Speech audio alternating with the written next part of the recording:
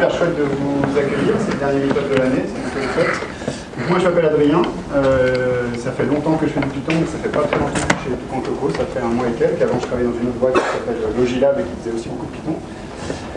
Et je suis hyper content d'être arrivé chez Toucantoco. Alors qu'est-ce qu'on fait chez Toucantoco? En fait on développe un produit en mode SaaS, un produit de data visualisation, et en fait bon, il y a beaucoup de produits de data visualisation, mais nous en fait ce qu'on fait c'est qu'on accompagne nos clients qui sont les gens du marketing, du retail, du RH, production. Et souvent ils connaissent leurs données, ou ils croient les connaître, mais on les accompagne dans la compréhension de leurs données, on les accompagne dans la communication de leurs données. Donc en fait on construit une application, c'est ce que fait le produit Toucantoco, qui permet de manière très simple de raconter une histoire, de faire du data storytelling à partir des données. Aujourd'hui on est 70 personnes, on a une assez forte croissance. Et en termes de techno, ce qu'on utilise, alors du Python, alors on est sur du Python 3.6, 3.7. Côté plutôt serveur, on fait du Pandas, du Dask, du Celery, un peu de Mongo et un peu de SQL aussi, sachant qu'on interagit avec beaucoup de sources de données différentes, donc en fait on va piocher dans pas mal de bases de données possibles. Et plutôt côté front, on va dire, comme on fait beaucoup de graphiques dans notre application de data storytelling, on fait du Vue.js et du D3.js. Et pour déployer du Ansible et du Docker essentiellement.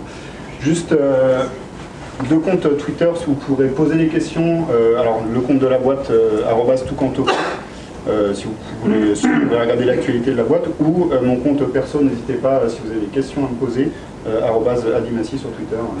Je reste jusqu'à la fin du meet-up, donc n'hésitez pas à venir me poser des questions à la fin si vous voulez, et j'y répondrai avec grand plaisir.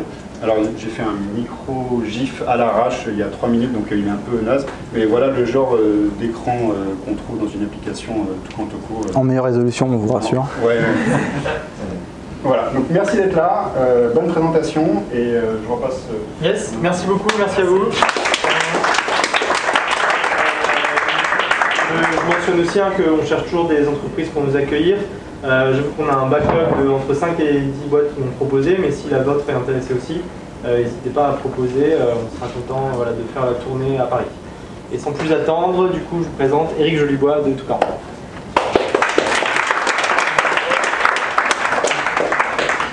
Alors bonjour à tous. Comme ils m'ont dit, moi je travaille ici depuis maintenant bientôt 2 ans.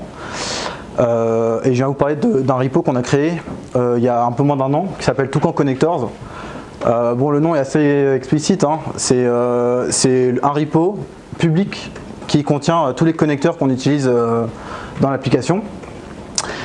Et du coup je vais commencer juste par vous présenter qu'est-ce qu'un connecteur, même si ça dépend des gens. Pourquoi on a créé ce package, quelle a été la raison qui nous l'a poussé, comment le repo a été fait avec ce fameux système de plugin, donc je vais en arriver un peu plus en détail dessus, c'est là-dessus que je veux me concentrer principalement, et comment ces connecteurs sont testés. Alors là concrètement c'est juste pour rappeler un petit peu au sein de Toucantoco, en fait la partie connecteur c'est la partie qui nous intéresse pour retriever les datas de nos clients. On a des clients qui arrivent avec des DB SQL, des DB Mongo, ils sont sur Dataiku, etc. Et ce qu'ils veulent, c'est se plugger facilement au système Toucantoco, juste pour avoir après les dashboards, les jolis dashboards. Mais eux, le traitement des données est déjà fait à côté. Du coup, ce système, vu qu'ils sont potentiellement sur des systèmes très différents, on a eu la volonté, au début on mettait tous ces connecteurs au sein de notre code base, et puis petit à petit on voyait que ça grossissait, on installait absolument tout pour tout le monde, alors qu'en fin de compte la plupart des clients sont là, moi je suis sur du MS SQL, moi je suis sur je sais pas, du OLAP, et je n'ai pas besoin d'avoir tous les connecteurs. Deuxième raison qui nous a poussé à ouvrir ce repo, c'est typiquement on met un système carré, un système pratique, et n'importe qui, à peu près, n'importe quel développeur un petit peu malin pourra participer et contribuer à ce repo. Donc il pourra lui-même rajouter son connecteur, le tester, et s'il en est satisfait, le soumettre, nous le soumettre. Donc voilà, là c'est juste pour rappeler ce qui nous avait motivé à faire ce package. Alors comment ça marche ce système de package? Alors le mieux c'est en fait, ce que je vais essayer de faire, c'est plutôt de vous faire une petite démo on va créer ensemble un nouveau connecteur et on va comme ça parcourir un petit peu les différents technos qui nous ont permis de faire ça facilement. Donc là j'espère que vous voyez bien. Donc là je viens de cloner mon Toucan connecteur, je suis tout content et je veux créer un tout nouveau connecteur. Donc dans le readme on nous invite à faire une commande du makefile qui est, c'est peut-être pas très visible mais bon, c'est make new connector. Donc je fais ok, très bien, je suis et je veux l'appeler Pikachu. Alors moi je suis un fan de Pikachu, donc vous verrez beaucoup de Pikachu. Voilà. Donc là, ça nous a créé des trucs. On fait qu'est-ce que ça m'a créé concrètement? Ça m'a créé Toucan Connectors Pikachu et Test Pikachu. Donc on va déjà se concentrer sur la partie code. On va pas le faire en pur TDD. Donc là, on voit maintenant sur la droite un init et un Pikachu connector.py. Donc on entre là-dedans et là, qu'est-ce qu'on voit? Eh ben, c'est assez joli. Il y a très peu de code et on se dit ok, donc ça m'a créé une data source et un connecteur. Alors la partie data source et connecteur, je ne vais pas entrer forcément dans les détails, c'est juste en fait la partie connecteur, c'est la connexion vers donc comment je fais pour me connecter à ma DB ou à mon système de données, et la data source ça peut être la query, ça peut être par exemple sur un Google Spreadsheet, ça peut être l'ID de la spreadsheet. Voilà, donc c'est une fois que je me suis connecté avec mes identifiants, qu'est-ce que je fais pour retriever. Et là, si ça vous parle un petit peu, ça fait penser aux nouvelles data classes de Python 3.7. Donc en fait, il n'y a pas d'init, c'est juste, c'est très explicite. C'est un schéma avec du typing. Et ce typing est utilisé en fait par une librairie qu'on a utilisée qui s'appelle Pydantic. Donc par exemple, pour vous donner un exemple, je vais vous montrer concrètement. Alors je suis désolé, vu que mon écran est cassé, je suis obligé d'écrire là. Ouais, c'est très bien. Non, écrire au. Ah, pardon. Ça commence bien. Hop. Merci. Point Pikachu. Point Pikachu connector. Donc là, j'importe mon connecteur. Donc par exemple ici, on voit il y a besoin d'un username string et d'un password string. Et qu'est-ce que va nous permettre de faire ce connecteur? C'est si je dis username, je m'appelle ASD, et mon password je lui mets, je sais pas, un tube par exemple, n'importe quoi. Bah là il va me dire tu n'as pas le droit, le password doit être un string ou un byte. Ok, pas de problème. Du coup, je me dis très bien, je vais mettre mon password qui va aussi valoir SD. Et là, on voit un nouveau truc. Ah tiens, c'est bizarre. Le name, il a aussi besoin d'un name. Alors pourquoi il a besoin d'un name? Quand on voit ici, ça paraît pas forcément clair. En fait, c'est que ce Pikachu connector hérite déjà d'un Toucan connector qui lui-même a un attribut. Donc les attributs, en fait, la validation faite par Pydantic, évidemment, est successive. Donc les classes héritées ont les attributs de la classe mère et ses propres attributs qui sont validés. Et du coup là c'est ce qui nous intéresse le plus. Donc imaginons, je suis assez content, je vais vous montrer. Alors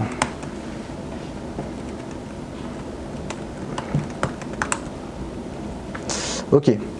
Donc imaginons, maintenant je suis content, j'ai écrit mon connecteur, je lui dis en fait moi, pour mon système de données, j'ai besoin d'une URL, d'un password et d'un username.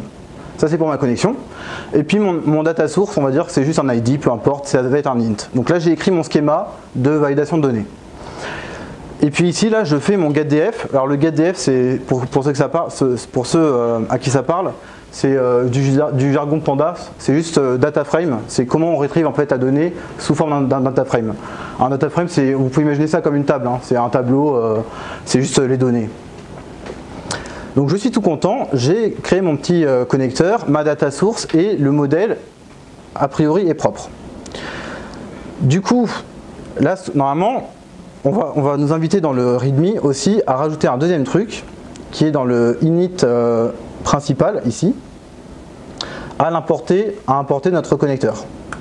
Pourquoi? C'est parce qu'en fait nous derrière on va vouloir directement de notre package principal importer notre connecteur. D'accord? Et là, normalement, je vais pouvoir faire import Pikachu.connector. Voilà. Donc là, ça marche bien. Bon, en vérité, souvent, ça ne se passe pas aussi bien. Pourquoi? Parce qu'on a besoin de dépendance un peu supplémentaire. Donc imaginons, pour une raison que je ne connais pas, j'ai besoin de UJSON. Par exemple, nous, dans Mango, on a besoin de PyMango. On a toujours besoin souvent d'une librairie un peu tierce qui va nous permettre de faire facilement la connexion à notre système de données. Donc imaginons que j'ai besoin d'ici de UJSON.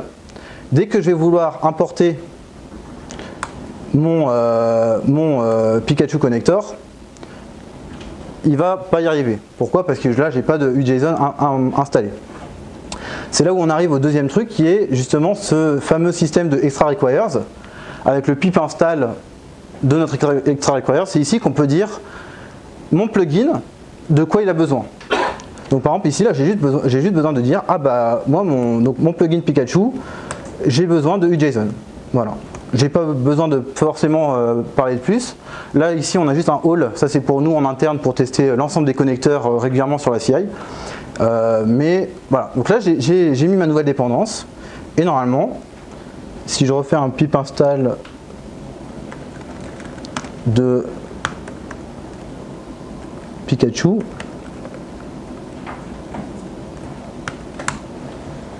sauf que c'est n'importe quoi ce que je viens de faire, c'est plutôt ça. Voilà. Et que maintenant j'essaie de réimporter mon Pikachu Connector. Là, j'ai plus de soucis. Bon, je suis déjà content, ça marche. Bon, maintenant c'est bien beau, c'est concrètement comment ça marche. Parce qu'il y a une petite subtilité qu'on ne voit pas en fait. Et c'est ce que j'aimerais vous parler, ce dont j'aimerais vous parler. C'est la subtilité de init subclass. Alors ça, je ne sais pas si ça vous parle. Je ne sais pas si tout le monde a fait du Python 3.6, vu que c'est tout récent. Mais en fait, je vais juste vous montrer une subtilité qui se passe un peu magique actuellement. C'est, imaginons, en fait, ouais.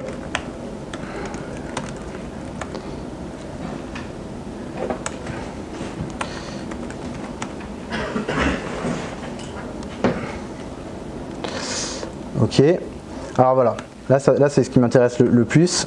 Donc là j'ai mis mon URL et mon name. Donc ça c'était tout ce que j'avais mis dans mon champ. Et en fait pour autant là j'ai un problème, c'est que j'ai mon data source model qui est là, qui est required. Alors je comprends pourquoi il est required, mais comment je fais moi? Donc je vais vous montrer mon Pikachu Connector. Là j'ai juste envie de dire, en fait ce data source model il va me servir juste à me dire bah, mon Pikachu Connector utilise un truc de Pikachu data source. Mais là ce que j'ai envie de faire c'est concrètement, c'est juste de dire oui mais ça c'est un attribut de classe et non un field que tu dois valider pas identique. Le problème c'est que lui pas identique, là quand on écrit comme ça, lui ce qu'il comprend pas c'est que c'est mandatory. Donc si ici je mettais un none, il dirait ah donc c'est un attribut optionnel et que de base tu mets un none, mais si je mets comme ça il comprend pas. Il comprend pas que c'est un attribut de classe. Alors comment je peux faire? Pour faire ça en fait de façon classiquement, on mettrait bah c'est pas grave, on fait une métaclasse et dans mon new là je peux jouer sur cet attribut et le popper. Bon la vérité c'est qu'ici on a fait un truc nous qui s'appelle avec init subclass. Donc ça c'est un truc qui est en fait triggeré lorsqu'on arrive, lorsque la classe est importée. Ça remplace un peu ce new, c'est pour éviter en fait une métaclasse juste pour ça, et qui est triggeré à la subclasse. Et concrètement ce qu'on fait ici, c'est, je ne sais pas si vous voyez bien, c'est qu'on pop, là il y a un champ fields, en fait ce champ fields, d'où il vient justement de ce fameux, alors je vais vous montrer, pardon, je vais faire plus simple, excusez-moi. Alors, voilà. Là, si vous voyez, il y a un champ que crée pas identique, qui est le donors fields. Donc c'est là-dessus qu'il se base. Et nous, ce qui nous embête, c'est qu'on a ce data source model dans ces fields qu'on ne veut pas. Du coup, on a juste ici rajouté pour tous ceux qui font un nouveau connecteur, on le pop et on le set en tant qu'attribut directement de classe, ici. Et là, maintenant, si je reload, avec ce nouveau truc, pardon, hop, Voilà. Et là, il n'est plus là. Donc ça, c'est vraiment un truc vraiment plutôt bien du 3.6. Ça nous permet d'éviter typiquement de passer par une métaclasse pour des trucs assez simples. C'est aussi très utile par exemple pour les registries. Dès qu'on veut faire des classes registries, il y a plusieurs façons de faire. Hein. Souvent c'est avec soit des décorateurs, soit au niveau directement d'une métaclasse. Typiquement le need subclass c'est aussi très pratique pour ça. Donc j'ai des exemples, si vous voulez en parler plus tard, je reste dispo pour vous en parler. J'ai pas le temps juste de vous l'expliquer là. Dernière chose, du coup, c'est comment on teste. Comment on teste en fait maintenant ces fixtures, les connecteurs qu'on a. Ils sont tous testés via PyTest. Donc PyTest c'est comme Unitest ou Nostest, sauf que c'est encore mieux. Et comment ça marche en fait? Ça marche avec un système de fixtures. Donc déjà PyTest supporte tout, donc ça c'est vraiment bien. Et nous en fait, ce que ça utilise derrière, c'est on peut créer des fixtures. Les fixtures en fait sont injectées à chaque test. Dès que vous l'appelez, dès que vous dites j'ai besoin de telle fixture, automatiquement ça va l'appeler et la détruire dès qu'on en a plus besoin, selon le scope. Et là concrètement, ce qu'on a fait pour l'ensemble de nos connecteurs, c'est qu'on a un connecteur, une fixture assez générique qui lance un conteneur, un Docker, et qui va le détruire à la fin. Donc typiquement, en fait, si je vous montre les tests Mango, par exemple, le test Mango, là il y a un test, le premier test qui fait rien, le deuxième test qui fait rien, et le troisième test, ici, il utilise Mango Connector et Mango Data Source. Ces deux trucs-là ont été déclarés plus haut. Le Mango Data Source est une fixture, et le Mango Connector c'est une fixture qui dépend lui-même de Mango Server, et Mango Server c'est une fixture qui justement appelle ce service container qui va démarrer un service Mango sur un port non utilisé et qui va du coup injecter des données à l'intérieur. On fait des vrais tests en mode prod-like, du moins c'est ce qu'on essaie de faire, et à la fin il est détruit. Donc typiquement, si je lance en mode un petit peu verbeux mes tests Mango, là ça vous démarre automatiquement un Docker sur ce port là, ça le feed, ça fait le test et le test est bon, ça le détruit. Donc là actuellement on a principalement tous les tests qu'on a pu faire, tous les connecteurs qui ont une image Docker disponible run sur la CI sur des vrais Docker avec des vraies données. Comme ça on est assuré nous de notre implémentation. Voilà. Des questions? Oui. Pour la CI, vous faites du Docker in Docker ou votre CI tourne pas dans... Non, justement, c'est pas du Docker in Docker. Donc on est obligé de prendre une machine naked et c'est là-dessus qu'on utilise Docker. Oui.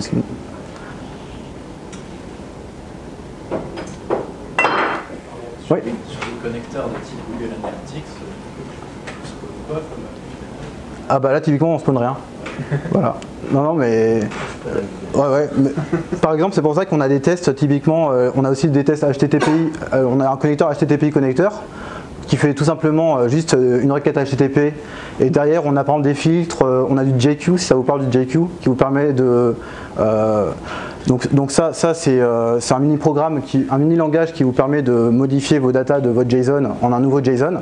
Je vous invite à voir ça, c'est super JQ. Typiquement, là ce qu'on a c'est des tests réels, mais qui sont skippés. Mais ils ont été pourtant ils sont testés sur des vrais open data par exemple, voilà, sur des vrais sites pour montrer que c'est bon. Bon, merci. Merci.